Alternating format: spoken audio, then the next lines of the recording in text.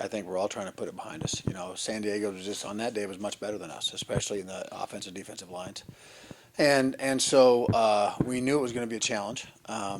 And we just offensively did not play very well. Dug ourselves a hole and just couldn't dig out. Well, I thought defensively we played right with them there for the first half, especially, and we defended some pretty bad field position. Held a very powerful offense to field goals down the red zone early. And so those were the good things. Offensively, we just had too many mental errors. It wasn't the fact. Gavin's first pass gets intercepted. And then the next time we're throwing a different route and one of the receivers ran the wrong route, and so there's a miscommunication. And so you start to hold the ball just a little bit longer. And the other thing is San Diego played us much differently than they had other teams that they had faced. And so it took us a little bit longer to get adjusted to the way they were blitzing us and the coverages they were playing, and in the end, it was too much for us to overcome. Well, I think what happened was when Justin Jordan got hurt in the game, he was our biggest receiving threat, and much of the game plan throwing the ball had been built around his ability and his ability to line up different places.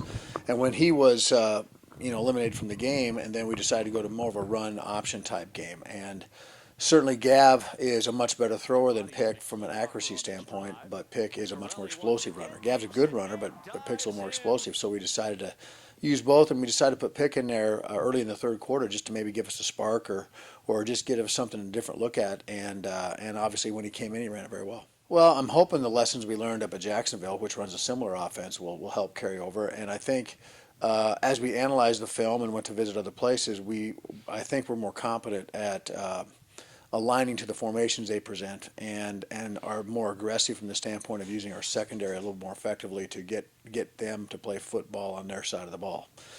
They're outstanding at the perimeter cutting. They're outstanding at just covering people up and letting their backs make good reads. And the Duggars kid is a great runner. And so we're going to have to make sure we do a great deal of form tackling. We got to be able to play off all the cut blocks. And then most importantly, we got to be able to tackle in space. Well, and they do a good job of that. And one of their guys is 240 pounds, and he was the guy that had most of the yards against us last year. And he's a load, and he's not only a good runner, but he's also a very good blocker as well. And so there is going to be a big physical team with a big physical game, and we're going to have to match their physicality.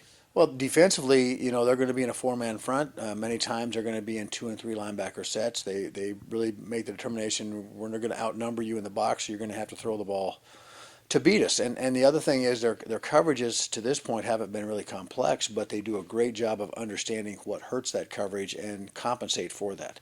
Their linebackers try to stay in throwing lanes a little bit longer to close the windows that may be open when you play that type of coverage.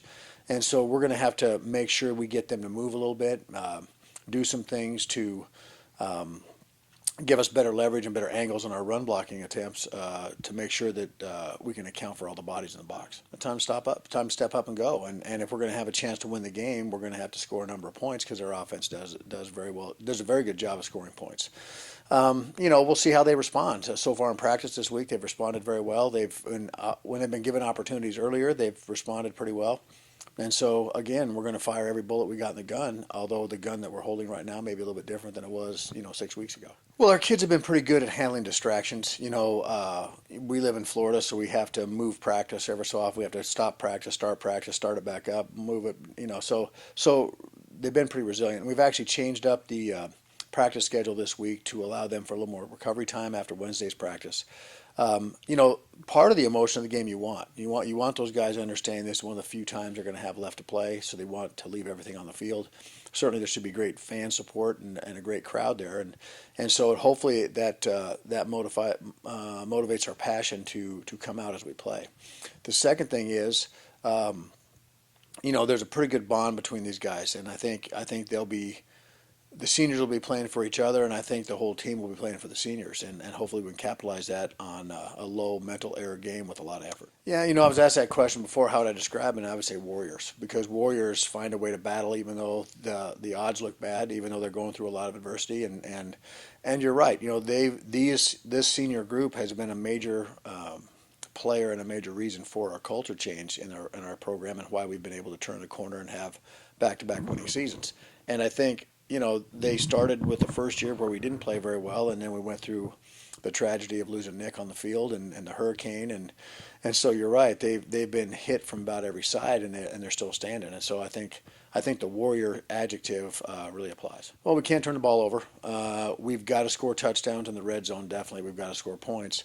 We've got to, they like to go for it on fourth down a lot, and they are the number one team in our league, converting 56% of their third down. So we've got to make sure that first and second down is really stellar. We got to play football on our side of the line of scrimmage, and we've got to make sure that we out physical them and out hustle them and out emotion them. And if we do those things, we have a good chance to win the game. Well, yeah, and it's interesting because the last few games, Jacksonville's a big rival. San Diego's who San Diego is. So, I basically told them last week, if I have to fire you up with my speech, you shouldn't be in this locker room. This is what you play for. And I think Saturday will be one of those days that, guys will always look back on. You always remember your last couple games, and certainly always remember your last home game. And I think these guys certainly want to go out as winners. I'm just going to try to remind them of the things we need to do to win the game, and that we had to come from behind to win last year.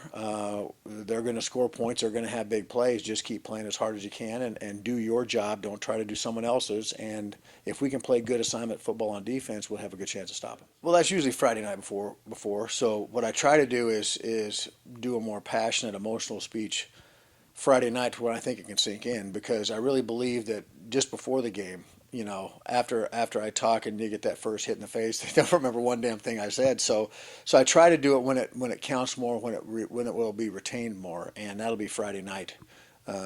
After our team meal and after our meetings, I usually address the team the final thing on Friday evening, and that'll be with the time when, we'll be able to talk about each kid and give them an idea of what they meant not only to me but to the other coaches in the program itself.